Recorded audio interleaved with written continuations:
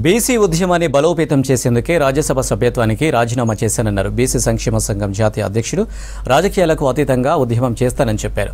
ఉద్యమం చేస్తేనే కేంద్ర రాష్ట్ర ప్రభుత్వాలు దిగి వస్తాయన్నారు. రాజ్యాధికారంలో బీసీల వాటా దక్కాల్సిందేనన్నారు. చట్టసభలో బీసీలకు 50% రిజర్వేషన్లు సాధించడమే తన లక్ష్యమంటున్న ఆర్ కృష్ణయ్యతో Srinivas face to face. Krishnaiah Rajya Sabha సభ్యత్వానికి రాజీనామా చేశారు. ఏం చేయబోతున్నారు? పొలిటికల్ పార్టీ పెట్టబోతున్నారా? నిజంగానే బీసీ హక్కుల కోసం ఉద్యమాన్ని మరింత ఉధృతం చేయబోతున్నారా? ఇట్లాంటి విషయాల మీద మనతో మాట్లాడేందుకు ఆర్ కృష్ణ అన్న ఉన్నాడు. ఒకసారి అడుగుదాం. అన్న, ఎందుకు రాజీనామా చేసినావు? ఏమన్నా రాజకీయ పార్టీ పెట్టబోతున్నారా? పెద్ద ఎత్తున చర్చ జరుగుతుంది బీసీలో కూడా మీరు రాజీనామా చేయడంతో. బీసీలకు రాజకీయ పార్టీ పెట్టాలని ప్రతి మీటింగ్లో అది ఒక పెద్ద ఇష్యూ. మిమ్మల్ని 80 కుల సంఘాలు, 30 బీసీ సంఘాలు, ఇవన్నీ పెట్టిన మీటింగ్. అందులో మెజారిటీ మెంబర్స్ పార్టీ పెట్టుకొని అడుగుతారు. ఏ పార్టీ వల్ల బీసీలకు న్యాయం జరగడం లేదు, మనం బీసీలకు పార్టీ పెట్టాలని కోరారు. అయితే నేను ఏది చేసినా బీసీల కోసమే చేస్తాను. 50 ఏళ్ల నుంచి పోరాడుతున్నా.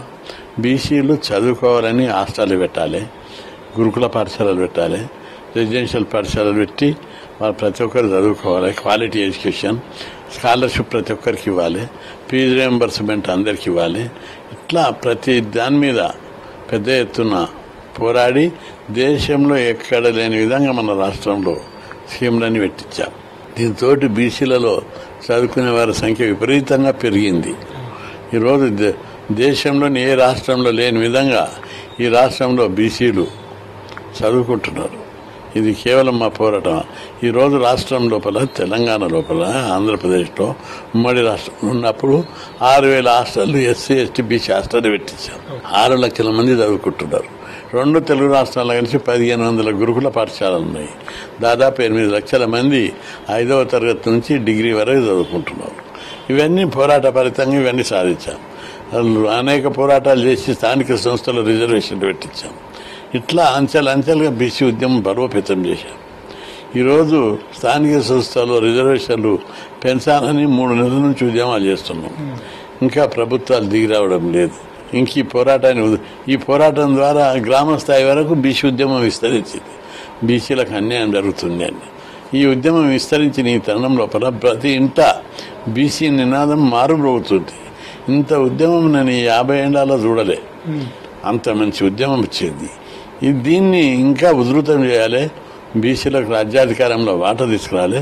76 ఏళ్ళు అయితే ఇంతవరకు ఉమ్మడి రాష్ట్రంలో బీసీలు ముఖ్యమంత్రి కాలేకపోయారు, మంత్రులు సరిగ్గా కాలేకపోయారు, అన్ని రకాలుగా బీసీలకు ఎమ్మెల్యేలు కాలేకపోతున్నారు. మెజార్టీ బీసీ నుండి కూడా బీసీలకు ఏం న్యాయం జరగడం లేదని. అందుకే రాజ్యాధికారం అంటున్నారు. కానీ బీసీలందరూ కూడా ఏదో ఒక రాజకీయ పార్టీ కింద ఉన్నారు. అంత సాధ్యమన్నా ఇప్పటికే అగ్రవర్ణాలు కావచ్చు, వాళ్ళందరికీ ఫాలోవర్స్గా ఉన్నారు బీసీలంతా కూడా, జనాభా ఎక్కువ. కానీ ఇట్లాంటి పరిస్థితుల్లో ఆర్ కృష్ణయ్య గత కొన్నేళ్ల నుంచి పోరాటం చేస్తున్నటువంటి ఆర్ కృష్ణయ్య ఇప్పుడు బీసీలను ఏకతాటి మీదుగా తీసుకొచ్చి రాజ్యాధికారం సాధ్యమేనా? రాజ్యాధికారం అనేది 2 భాగాలుగా విభజించాలి. జనాభా ప్రకారం ఎవరి వాటా వాళ్ళకి లభించడం కూడా రాజ్యాధికారంలో ఒక భాగం. 76 ఏళ్ళల్లో మరి ఇన్ని పార్టీలు ఉన్నాయి కదా, బీసీకి ముఖ్యమంత్రి ఎందుకు ఇవ్వలేదు? ఏ పార్టీ కూడా ఎందుకు ఇస్తలేదు? అందుకే బీసీలకు ముఖ్యమంత్రి పదవి కావాలి. అప్పుడే బీసీలకు ప్రతి ఇంటికి 20 లక్షల రూపాయలు సబ్సిడీ వస్తుంది. ప్రతి ఒక్కరికి భూమి ఉంటుంది, ప్రతి ఒక్కరికి ఇల్లు ఉంటుంది. అన్ని కులాలు మంచిగా జీవిస్తాయి. గౌరవం కూడా పెరుగుతుంది. ఈ కులాలను తక్కువ చూపు చూస్తున్నారు, గౌరవం లేదు. అందుకే ఈ కులాల గౌరవం పెరగాలంటే అధికారం ద్వారా మాత్రమే కులాల యొక్క స్థాయి పెరుగుతుంది, గౌరవం పెరుగుతుంది. అందుకే రాజ్యాధికారం ద్వారా మాత్రమే అన్ని రంగాల సాంఘికంగా, ఆర్థికంగా, రాజకీయంగా అభివృద్ధి చెందుతారనే ఆశయంతో ఈ పోరాటం కొనసాగిస్తాం. అన్ని పార్టీలను రాజీనామా చేయగానే మా పార్టీలకు రమ్మని అన్ని పార్టీలు అడుగుతున్నాయి. అది సహజం కూడా.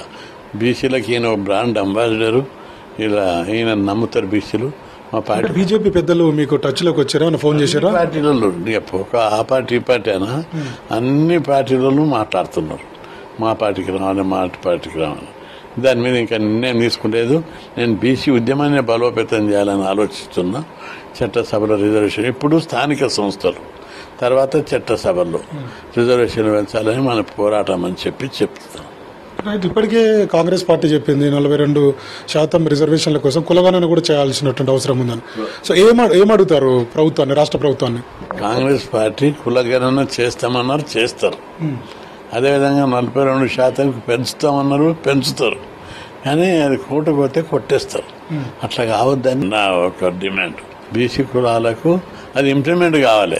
ఇంప్లిమెంట్ కావాలంటే ఏం కావాలి? రాజ్యాంగాన్ని సవరించాలి. కాంగ్రెస్ పార్టీకి బలం ఉంది ఇండియా కూటమితో.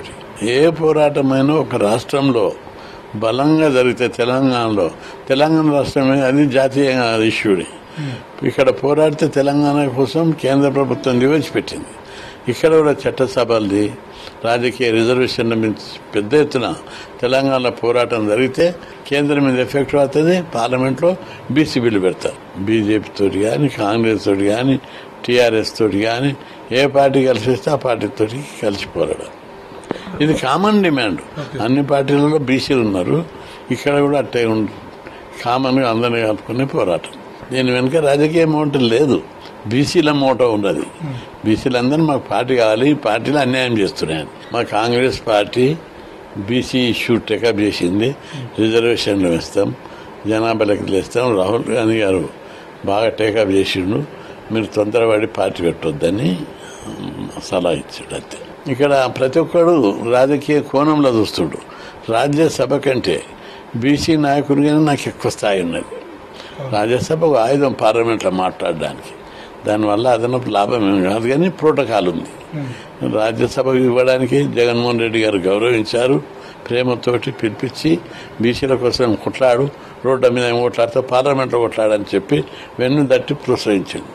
కానీ పరిస్థితులు అనుకూలంగా లేవు. ఆ పార్టీ ఓడిపోవడము, ఇంకా ఇక్కడ ఆ పార్టీ లేకపోవడము, ఇవన్నీ అంశాలు నాకు అవరోధాలు వస్తున్నాయి. మీరు చూశారు, పదవులు ఇస్తాం, ఎమ్మెల్యేలు ఇస్తాం, మంత్రులు ఇస్తామంటే కూడా పోలేదు. బీసీలు చదువుకోవాలి, ఉద్యోగాలు చేయాలి, బీసీలకు రాజ్యాధికారం రావాలనే కాన్సెప్ట్ మీద నేను త్యాగం చేసుకొని వాళ్ళకు పోరాటం చేసిన. రాజకీయ పార్టీ అంటే తమాషా కాదు. డబ్బు కావాలి, అంగబలం ఉంది, అర్థబలం కావాలి.